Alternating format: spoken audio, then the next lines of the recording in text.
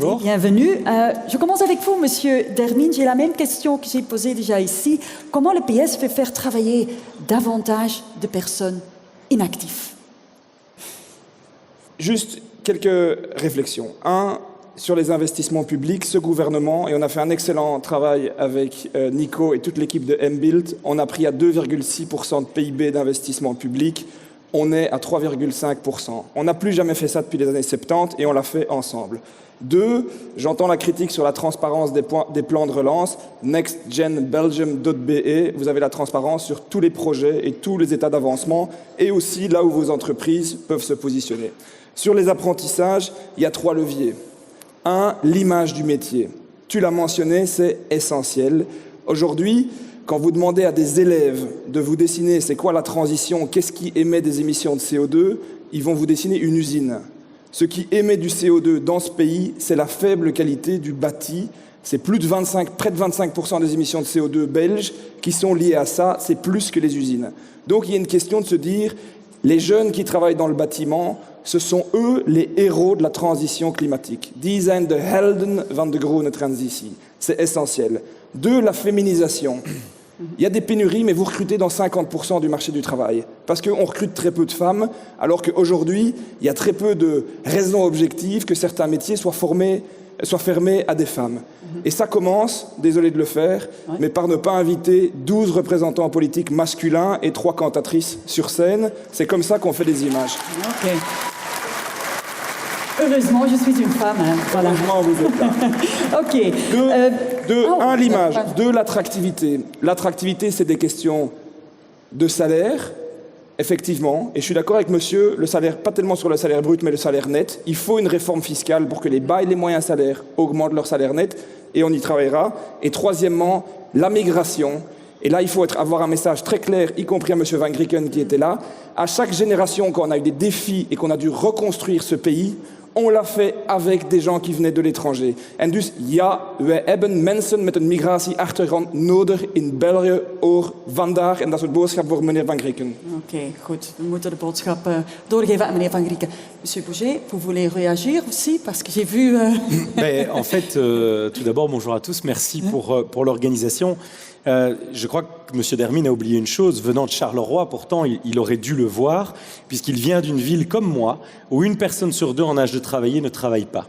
Et donc la Wallonie a quand même une particularité que le Parti socialiste ne veut pas voir, c'est que nous sommes une des régions d'Europe avec le plus haut niveau de métiers en pénurie, avec dans le même temps le plus haut niveau de chômage et d'inactivité. Et donc à un moment donné, moi je suis tout à fait d'accord avec la migration économique, mais à une condition, c'est que d'abord on active nos demandeurs d'emploi, on a un taux d'emploi particulièrement dans le sud du pays, en Wallonie et à Bruxelles, qui est 10 à 12 points inférieur à la Flandre. Alors c'est très bien de venir faire quelques effets de style sur les femmes, etc., mais il faut regarder la réalité en face. Et la réalité aujourd'hui, elle est chiffrée. Il n'y a pas de raison, les Flamands n'ont pas un bras en plus ou une jambe en plus, donc il n'y a pas de raison que dans un pays avec le même climat, les mêmes conditions fiscales, le même droit social, nous ayons 12 points de taux d'emploi plus élevés en Flandre que dans nos régions. Et donc la vraie réforme de l'État dans ce pays, c'est d'améliorer le taux d'emploi en Wallonie et à Bruxelles. D'accord. Et c'est pour ça que les maires veulent aussi limiter les allocations de chômage dans le temps? Exactement. Aujourd'hui, on a tellement un super système social que personne dans le monde ne nous copie.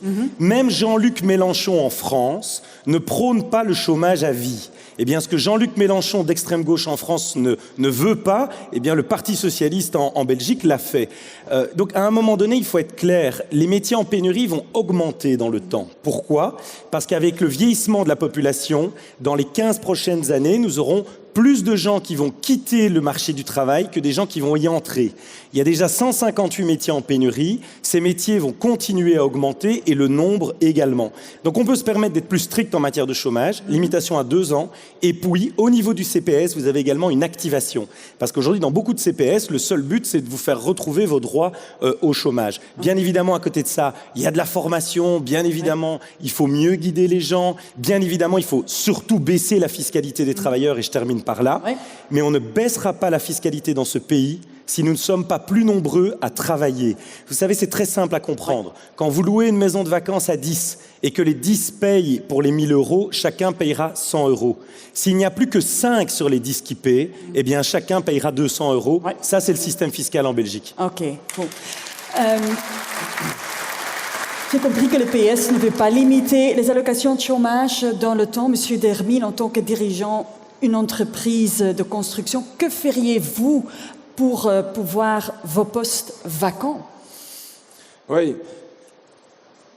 Moi, j'ai hâte d'une chose. C'est que l'EMR et le ministère de l'économie en Wallonie et soit au gouvernement fédéral, parce que c'est le cas depuis 20 ans. Sans vous. Et donc les effets de manche, chacun les a, Monsieur Boucher. En tout cas, vous voyez qu'on s'amuse toujours bien en Wallonie. Si on pouvait être sans Je vous, pense qu'on partage un enjeu absolument central, c'est les questions du taux d'emploi, qui est une vraie question en Wallonie. Et là où on partage une conviction avec M. Boucher, c'est que c'est un enjeu, parce que le travail a une place centrale de la société, c'est aussi un enjeu important pour les finances publiques. Il ne faut pas de recette simpliste. C'est-à-dire que vous le savez en tant qu'entrepreneur, un chômeur qui est au chômage depuis plus de 2 ans, qui, en général en Wallonie, ont des grands enjeux en termes de scolarité, qui ont des enjeux en termes de permis de conduire, si vous restreignez leurs allocations de chômage à 2 ans, le seul effet que vous allez avoir, c'est de les verser dans la précarité et dans un cycle qui va encore coûter plus cher à la collectivité. Donc il faut effectivement contrôler. On a un système en Belgique on a la chance d'avoir un système généreux. Il faut pouvoir le contrôler pour qu'il n'y ait pas de personnes qui trichent, mais il faut sauvegarder ce filet de sécurité. Ce qu'il faut, c'est travailler de façon ciblée sur différents secteurs. Les jeunes. Aujourd'hui, on a des vrais problèmes. Vous avez parlé du dual learn. On a un enjeu sur l'alternance en Belgique francophone et singulièrement dans vos métiers de la construction, avoir des apprentis qui progressivement passent. 2, on a un vrai enjeu sur les personnes en fin de carrière. C'est très très bien d'augmenter l'âge de la retraite progressivement. Le vrai enjeu, c'est l'âge effectif de départ à la retraite. Et vous savez très bien que dans vos secteurs, il y a certains métiers qu'on ne peut pas faire à temps plein jusque 65-67 ans. Et donc, il faut prévoir des systèmes de soft landing, de carrière partielle. Et c'est à travers ces poches-là, les jeunes et la fin de carrière, qu'on a les leviers les plus efficaces sur le taux d'emploi. Merci beaucoup. Je pensais que c'est 3 points, mais 2 points, c'est aussi bien. D'accord. Monsieur Boucher, je veux poser une question sur la compétitivité. Pour être compétitif par rapport aux pays voisins, le secteur de la construction demande une réduction de coûts, des coûts salariaux de 2,7 € par heure. Oui, quelle est la position de votre parti? Je vais être très clair avec vous, on y est bien évidemment favorable, mais...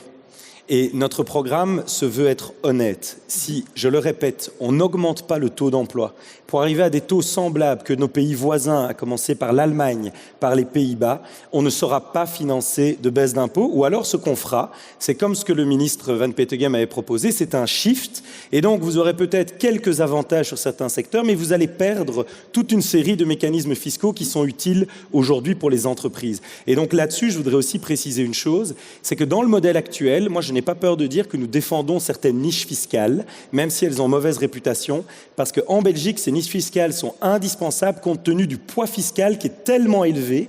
Eh bien, si vous les supprimez, vous supprimez certains secteurs économiques. Donc oui, pour la baisse du coût du travail, je pense que c'est fondamental, mais pour financer cette baisse du coût du travail, il faut augmenter le taux d'emploi. Donc ça veut dire qu'il faut assouplir aussi le droit du travail, activer beaucoup mieux les demandeurs d'emploi, mieux récompenser les travailleurs. C'est un plan global que nous présentons de 100 mesures en la matière pour que les gens se mettent au travail. Il n'y a pas de raison qu'on travaille moins en Wallonie et à Bruxelles qu'ailleurs en Europe. Ok, d'accord. La même question pour vous, Monsieur Dermine. Vous êtes pour ou contre la demande? Je pense qu'il y a un enjeu essentiel et l'attractivité pour notamment les jeunes et ceux qui ont des salaires bas et moyens va dépendre de cette capacité collective que nous aurons dans le prochain gouvernement à faire une réforme fiscale. Vous aurez compris que là où on a un enjeu et une différence avec notamment les partenaire actuel du MR, c'est sur la compensation de cette réforme fiscale. Nous pensons qu'il faut aller progressivement vers une forme de globalisation, qu'il n'y a pas de raison en Belgique que 1 euro, que ce soit 1 euro perçu sur le travail, sur certains revenus du patrimoine ou sur certains revenus immobiliers, ne soit pas frappé du même impôt progressif. Il faut aller graduellement vers ça. Et deuxièmement, je dirais qu'il y a un enjeu essentiel en Belgique, c'est aussi le maintien de l'index, qui est une particularité là aussi belge, mais qui permet au pouvoir d'achat des Belges d'être maintenu et notamment de pouvoir se projeter dans des projets immobiliers d'achat de maison ou d'achat d'appartements, et que ça aussi c'est bon pour le secteur. Ok, merci beaucoup. Merci à Monsieur vous. Dermine, merci beaucoup, Monsieur Boucher.